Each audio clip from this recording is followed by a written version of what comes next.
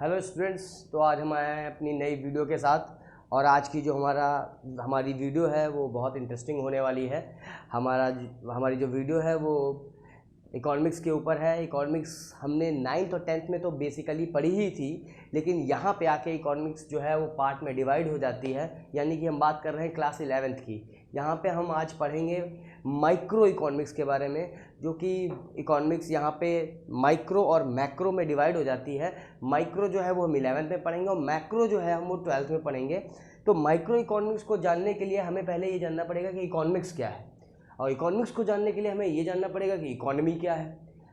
चलिए तो स्टार्ट करते हैं आज का session with introduction of micro economics.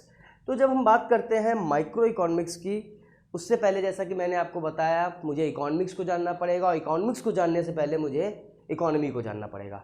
अगर हम बात करते हैं साइंस के पॉइंट ऑफ व्यू से, तो इकोनॉमी क्या है? कोई भी चीज़, एनीथिंग जो भी हमारे सराउंडिंग में हमें दिखती है वो सब कुछ हम कंसीडर कर लेते हैं इकोनॉमी में। लेकिन अगर हम वही बात करते हैं इकोनॉमिक्स के पॉइंट ऑफ व्यू से, तो इकोनॉमी क्या है? इकोनॉमी है a system which provides a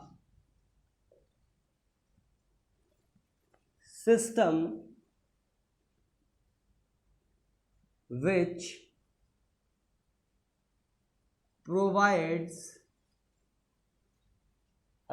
which provides people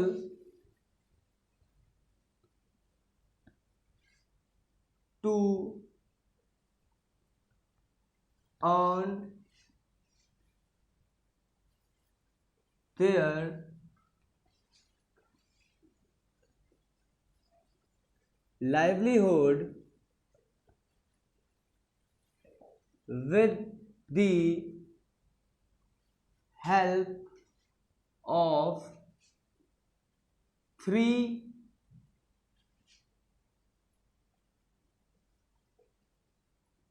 economic activities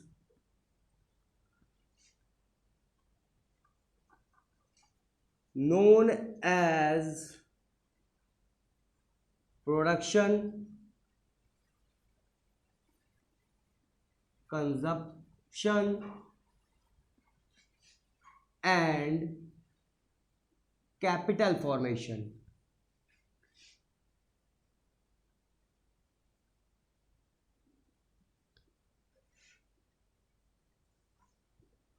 Together is called economy. तो यानी कि a system which provides people to earn their livelihood with the help of three economic activities known as production, consumption and capital formation together is called economy। यानी कि हम economy उसको बोलते हैं एक ऐसा सिस्टम जो लोगों को रहने के बारे में, खाने के बारे में बताए, लेकिन किसके बेसिस पे? प्रोडक्शन के बेसिस पे, कंजप्शन के बेसिस पे और कैपिटल फॉर्मेशन के बेसिस पे। ये सारी चीज़ें, जब तीनों चीज़ें एक साथ आ जाती हैं तो उसको हम बोलते हैं इकोनॉमी। नाउ इकोनॉमी से अराइज होती है इकोनॉमिक्स। इकोनॉमिक्स क्या है? Economics is a social science in which we study regarding the human behaviour. ये डेफिनेशन भी हम लिखेंगे। अगर हम बात करते हैं व्हाट इज इकोनॉमिक्स, तो सिंपली हम कहते हैं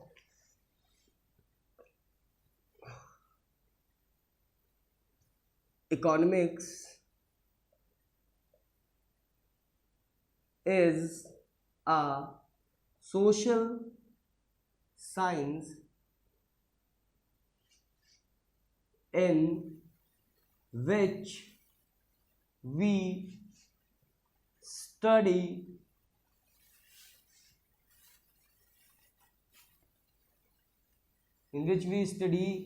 human behavior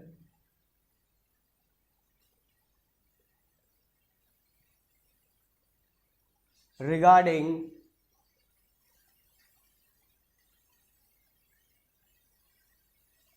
scared,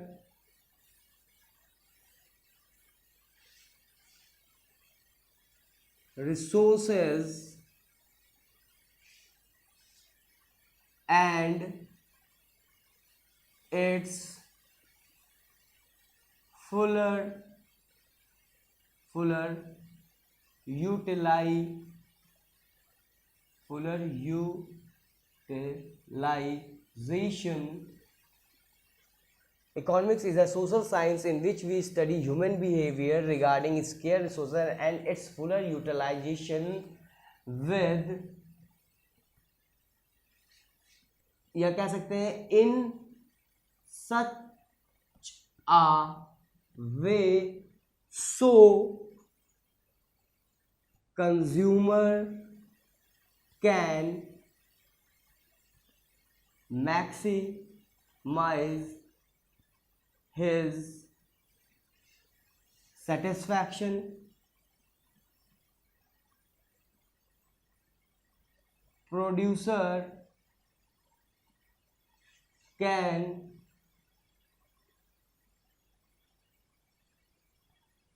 his profit,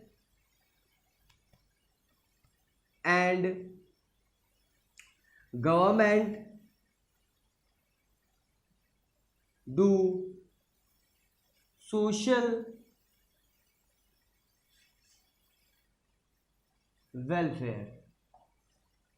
Economics is a social science in which we study human behavior regarding scarce resources and its fuller utilization in such a way so a consumer can maximize his satisfaction, producer can maximize his profit, and government do social welfare. This is known as economics, and we all know economics. In economics, wants of peoples are unlimited and resources are limited. I have just mentioned here, मैंने अभी लिखा कि scarce resources means limited resources. तो जो इंसान की wants हैं वो कभी कम नहीं होती, वो ज़रूरतें बढ़ती रहती हैं, और जो resources हैं वो क्या है, वो limited हैं. तो उसी की वजह से एक और प्रॉब्लम अराइज होती है यहाँ से, जिस प्रॉब्लम को हम नाम देते हैं problem of scarcity.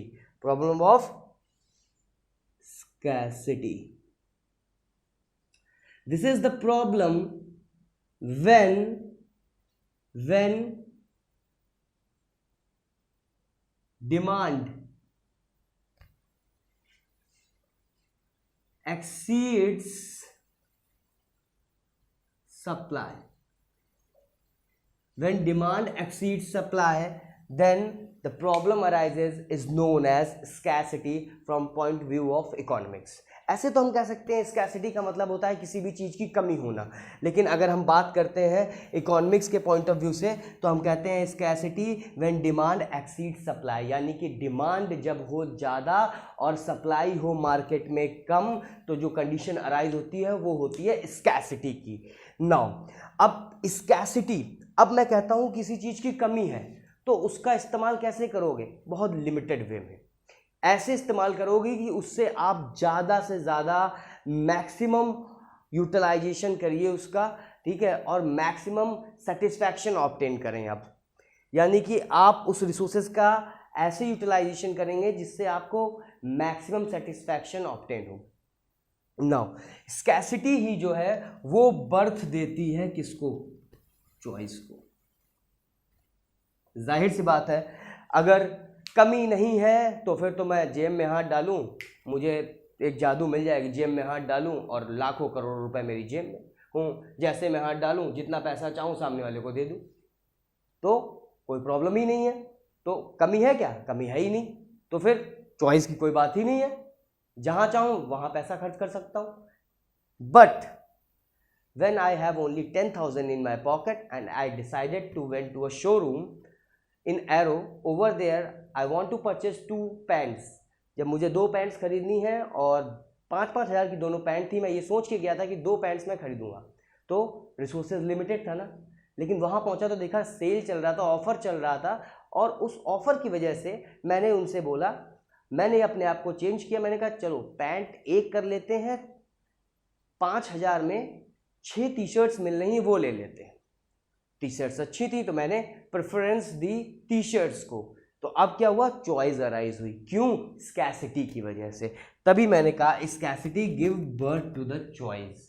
And choice give birth to decision making. अब चॉइस ने किसको जन्म दिया? चॉइस ने जन्म दिया डिसीजन मेकिंग को। डिसीजन मेकिंग ही तो सबसे ज़्यादा प्रॉब्लम क्रिएट करता है। क्या ले, क्या ना ले, कैसे इस्तेमाल करें। तो ये डिसीजन मेकिंग ही अराइज करता है क्या? इकोनॉमिक प्रॉब्लम्स को। कौन अराइज करता है? Decision making. तो इकोनॉमिक्स प्रॉब्लम्स हैं क्या क्या, वो अब हम यहाँ पे पढ़ेंगे। इसको मैं हटा देता हूँ बच्चों। ये डेफिनेशन आपको सफिशिएंट टाइम मिल चुका है, आप लिख सकते हैं। तो अगर हम बात करते हैं इकोनॉमिक प्रॉब्लम्स जो कि अराइज कैसे होती हैं, वो अराइज होती हैं, देखिए कैसे। व्हेन इकोनॉमिक प्रॉब्लम्स, अगर हम बात करते हैं कॉजेज ऑफ इकोनॉमिक्स प्रॉब्लम, कैसे है? कॉजेज ऑफ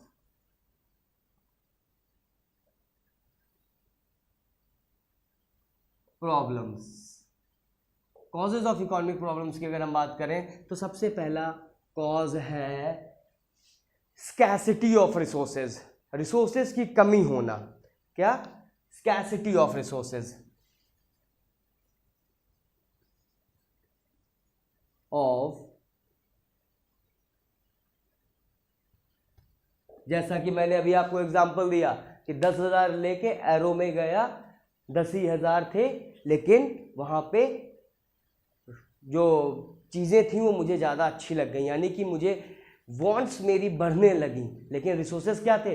लिमिटेड थे, स्कैसिटी थी, कमी थी, डिमांड ज़्यादा होने लगी, लेकिन सप्लाई यानी कि कैश की सप्लाई इतनी जेब में नहीं थी। तो पहला हो गया cause scarcity of resources.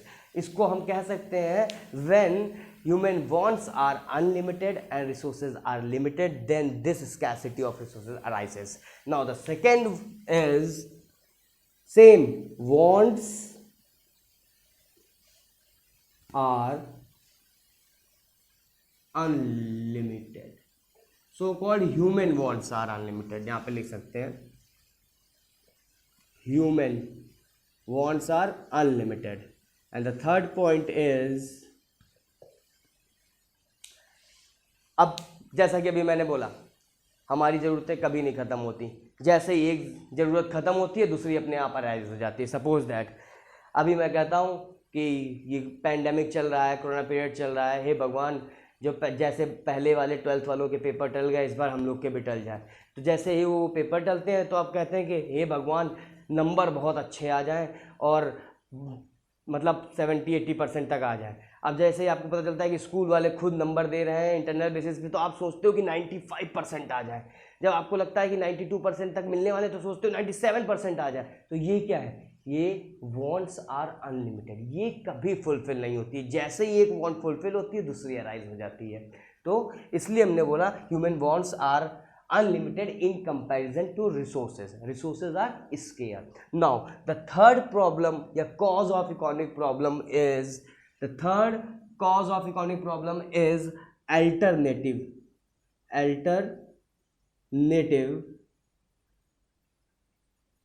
use of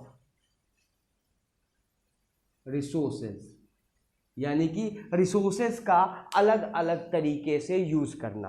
अगर सपोज दैट मैं कह रहा हूँ आई हैव अ मिल्क, मेरे पास दूध है और मुझे पता है कि मुझे दूध ही मार्केट में बेचना है, तो कोई प्रॉब्लम ही नहीं है, मैं सीधा मार्केट में आया और मैंने दूध उठा के बेच दिया। But I have a lot of options, मैं उसको फाड़ के पनीर बना के बेच सकता हूँ, मैं उसको कर्ड के फॉर्म में बेच सकता हूँ, ठीक है।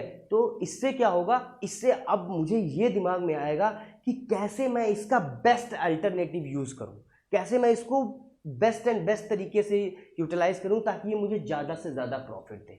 तो इस वजह से भी जब किसी के अल्टरनेटिव यूज़ होते हैं तो ये इकोनॉमिक प्रॉब्लम्स अराइज होती हैं, ठीक है। तो इस तरीके से ये प्रॉब्लम्स अराइज होती हैं। तो कॉजेज ऑफ इकोनॉमिक प्रॉब्लम्स हमें क्लियर हो गए। scarcity of resources, human wants are unlimited and alternative use of resources. Now there is one more concept, या कह सकते हैं क्वेश्चन आता है हमेशा, what is economizing of resources. Economising of resources क्या होता है?